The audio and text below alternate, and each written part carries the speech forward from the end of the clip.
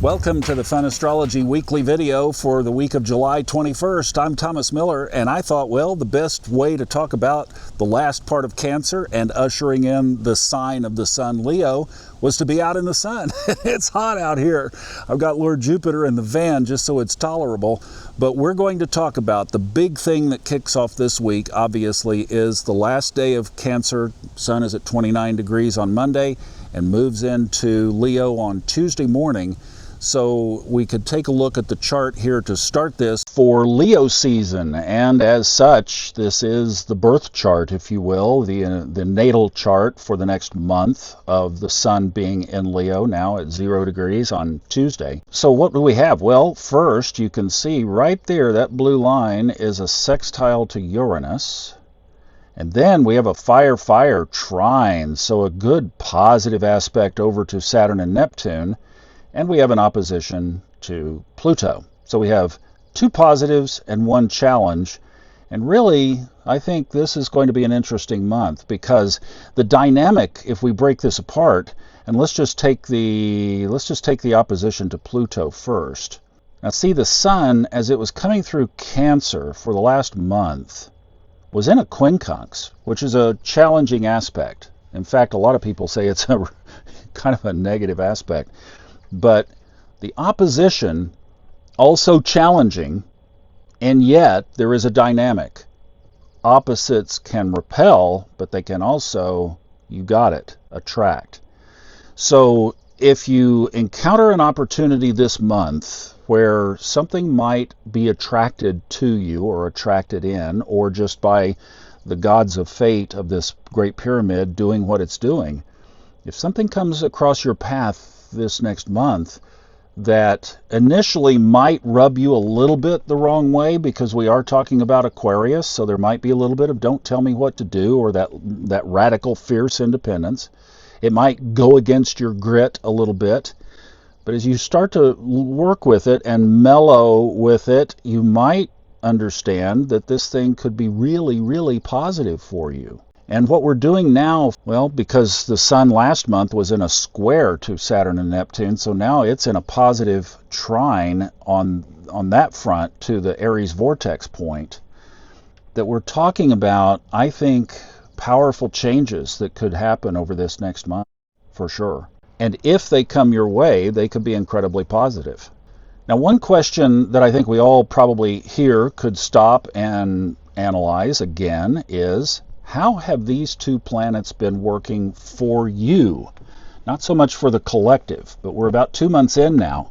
So how have things that you have seen in your own life, in your own path, how have things been working with Saturn and Neptune in Aries? This, well, we know that both of those have been in there in that very spot during previous wars. So you could say, have you been having internal conflict? I do hear how much everybody is just on edge. I think that's part of the overall energy of this that we have not had ever in human history, is this connection of these planets like this. And I think also because for the last month, the sun has been in two challenging aspects to two sides of the pyramid. Now this month we have two sides positive and one side a little bit challenging. So a real shift in the pyramid this month as we start to pick this apart. So what I'm going to be doing with my journal this week as we get this Leo season kicked off is going back over the last 2 months. I'm going to go back and reflect on how this energy has been playing out and looking at things like the deep recesses of the soul as well as physically. I've had all these technology problems the last about 3 weeks. So that's really consumed most of my time with the sun in Cancer. But I'm going to be just going back and dissecting and picking apart and analyzing where this is. Because the reason I'm suggesting doing that is because it is in this big fire trine. So we don't get that again until the sun gets over to Sagittarius. So we are months away from experiencing that fire trine from the sun. So let's take good advantage of it. In fact, we need to really just lock this in, that the biggest dynamic, I think, of the pyramid right now is fire, fire. Aries, the vortex. Leo, the planet of putting yourself out there, reaching out to the community. And there could be a real, if you have had the desire to do some kind of work that helps others, whatever that is, and you almost in these kinds of things say spiritual work, but it doesn't even have to be spiritual work. If you just want to do something to help the community, to help others, wow, is this ever a supercharged month for you to take big steps toward making that happen. You could also basically just kind of hang your shingle and wait for the phone to ring. I mean, it really is that powerful that the universe will find you under this kind of energy if you make yourself available. And that could just be emotionally. And it might not be that you have to have a lot of time or talent or anything.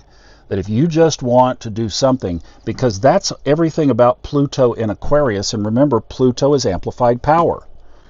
And then this trine, this fire trine, between the radiance, the essence of who you are in Leo, which puts itself out there to help what? Aquarius, groups of people, that you have the Aries vortex now on your side. So the actions that you'll be taking this month with Saturn having an influence of foundation and structure, the bricks you're laying this month are going to be good bricks. And the home office guidance with Neptune could be off the charts for you if you don't allow the influences of, other things to come in and cloud the connection to the home office. I mean, I think one reason why a lot of people say, I do all this manifesting stuff and it just doesn't work. I think because their pipe is clogged. I really seriously do. I'm seeing that more and more and more. Just in our culture, it's a pipe clogged culture right now. So we have to stand apart from it and not so much become more of it. I'm really getting that message clearly. So those are some tips, I think, of how to deal with the two, with Pluto and Saturn and Neptune.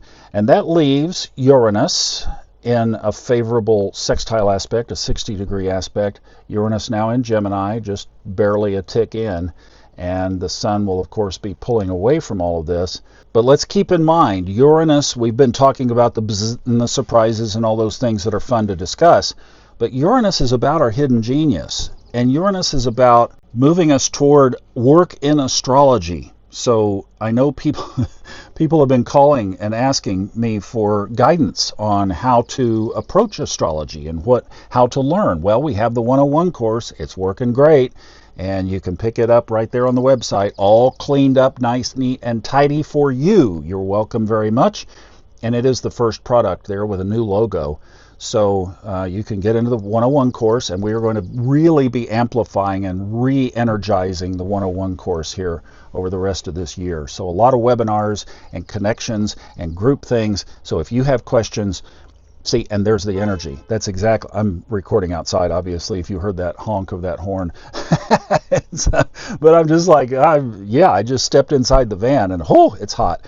But so that's what we're going to be doing. So if you would like to learn it that way, well, the resources are going to be increasing this year, and that exactly fits this chart, and particularly this Uranus piece of the chart. And for those of you who want to do astrology professionally, let me get all this clutter out of the way here, back everything up. I can't do a zap. It kind of does this little thing. It works great, but it doesn't do that. Professional astrology right there, the midheaven. Right there, at the time that the sun enters Leo, the midheaven is right on the planet that rules astrology. And I know a lot of you listening to this would like to take your astrology farther. Leo season is a great time to do that. So we're going to hone in just on those particular factors of this. And we're talking about the vortex points, these 0 degrees points. This is how the week plays out. So as the sun moves into Leo, on Wednesday, it hits that sextile to Uranus exact. Kristin and I are both going to be talking about that on the audio podcasts.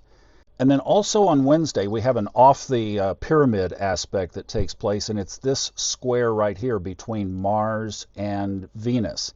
And I talk a little bit about that in the audio podcast. Kristin talks about it on Tuesday, so we have that covered. But basically what I'm seeing there is, here is what you, Mars, here is what you push to achieve, and here is what is valuable to you. And the square is asking us to take a pause, especially under the pyramid, and make sure that what we are pursuing is indeed the most important thing. I see a lot of folks right now distracting and not being on target and not being on purpose and not moving toward their goals. They're being distracted from their goals, which is super huge thing of Neptune.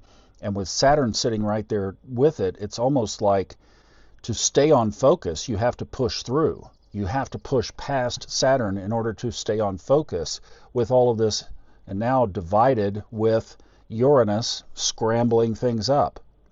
So this Mars-Venus is kind of a big deal on Wednesday, of asking us to really make sure that it's like Steve Forrest had a great line in the book of Earth when he was talking about Capricorn. He said, the mountain goat will climb the mountain. The problem is they get up to the top and they realize it was the wrong mountain. And that's a problem. So make sure you're climbing the right mountain, is what Wednesday's aspect says. And then on Thursday, we get both of the trines. So the Saturn and Neptune both trine the sun exactly on Thursday. So that's building. And then the other thing that we have on Friday is the opposition. So everything we talked about is basically how the week plays out. And one other thing before we slip out, you'll notice that this is Tuesday morning's chart, and the moon has just moved into Cancer. So it starts the week on Monday. It starts the week in Gemini, in the last part of Gemini. And it is a new moon on Thursday. So, like we said, not many, but the ones that are there are big. So I hope that helps get you ready for the week. Thanks so much for watching. I will see you on the podcast along with Kristin this week, and we'll do another great pyramid chart on Wednesday. Have a great week. Thanks for watching.